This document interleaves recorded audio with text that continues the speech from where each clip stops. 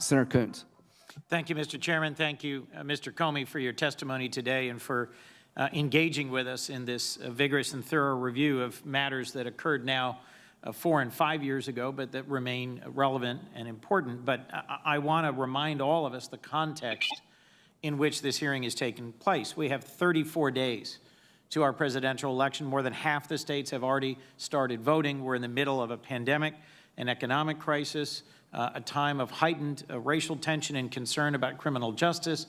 And instead of dedicating the next week or two to finalizing a next round of COVID relief, we're going to be spending our time, at least here, not looking at election security for 2020, not dedicating our time to a next round of pandemic relief, but participating in a rushed and partisan process to confirm a next Supreme Court justice.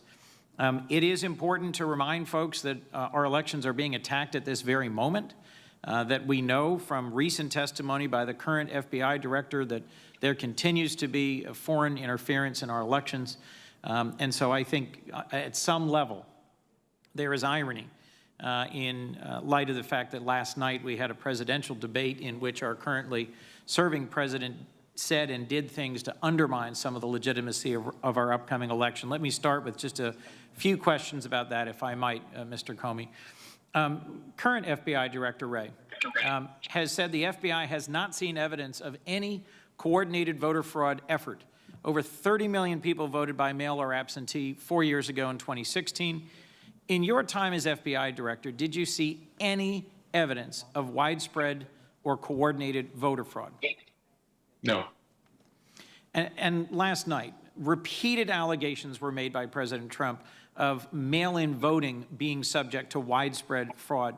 Do comments like this work to undermine democratic legitimacy and in any way serve the interests of our opponents who are seeking to spread disinformation and attack mail-in voting?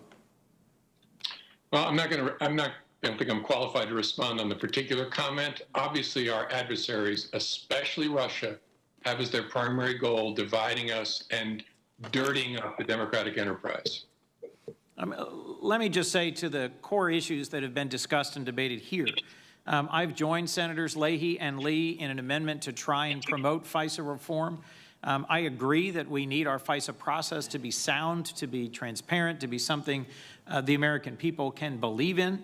And I think the Inspector General's recommendations address some of these key issues and give us a roadmap for a number of the things that have to be addressed. But I also, frankly, am concerned about the way in which the current FBI director has been under relentless criticism and assault, and there seems to me to be, from our president, a politicization, a backwards-looking series of attacks. Let me just ask you a few questions about that, if I might. President Trump has repeatedly referred to something he calls Obamagate. He has said it is worse than Watergate. Are you aware of any evidence that President Obama or former Vice President Biden has committed any federal crime? None. Did you ever see any evidence that President Obama or Vice President Biden targeted any individual for investigation based on politics or their political views? Never. There was a January 5th, 2017 meeting at the White House. Was Peter Strzok at that meeting in the Oval Office? No.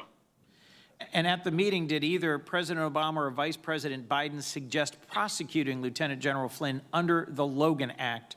Would you remember that if that suggestion had been made to you? I would remember it because it would be highly inappropriate for a president or a vice president to suggest prosecution or investigation of anyone, and it did not happen. At that meeting on January 5th at the White House, and I remember this is in 2017, did President Obama give any indication that he wanted to direct the course of a criminal investigation into General Flynn's conduct? No. And when you left the meeting, did you believe politics would play a role in the Flynn case? No, I knew it would play no role. So during your time at the FBI under the previous administration, were you ever pressured to take an investigative step or support a conclusion that was not based on the facts and the law? No. But only weeks after his inauguration, my recollection is President Trump asked you to drop the investigation into Lieutenant General Flynn and to let this go. Is that accurate? Yes, February 14th. So my concern, broadly speaking, is that we have seen politics injected into our justice system countless times over the last 4 years. Is there any doubt in your mind that Lieutenant General Flynn lied to the FBI about his conversations with the Russians? None. I mean, I saw publicly he pled guilty to it twice. Can you explain why lying to the FBI strikes at the heart of our criminal justice system? Because the FBI's ability to figure out what's going on in a criminal investigation or a counterintelligence investigation is at the core of our ability to protect the American people. If we don't hear the truth, see the truth, gather the truth, we can't achieve the mission. There's been a lot of discussion today about the so-called Steele dossier. Did the Crossfire Hurricane team rely on information from that dossier in its decision to open the investigation? No, not at all. Was the team even aware of the information when they opened the investigation? No, I think it was 2 months later that the Steele information came to the Crossfire Hurricane team. So when you said earlier that this was an appropriately predicated and opened investigation, it's because of that difference in time and sources and the basis on which those decisions were made?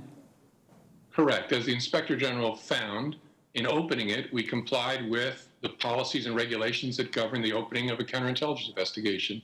We should have been fired. There ought to have been a hearing if we didn't investigate, given the evidence that we were given by a friendly foreign government.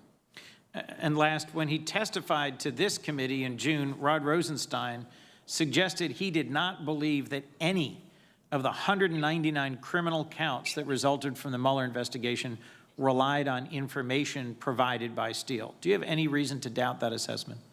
I have no reason to doubt that. I just want to thank you for your appearance before us today. There are many urgent things we could and should be working on together. It is my hope we will get back to them. I do agree the FISA process requires transparency and improvement, but frankly, I think there's a connect the dots game going on here that doesn't connect, and I am gravely concerned about ongoing efforts to denigrate and politicize the FBI today. Thank you, Mr. Comey, for your testimony today.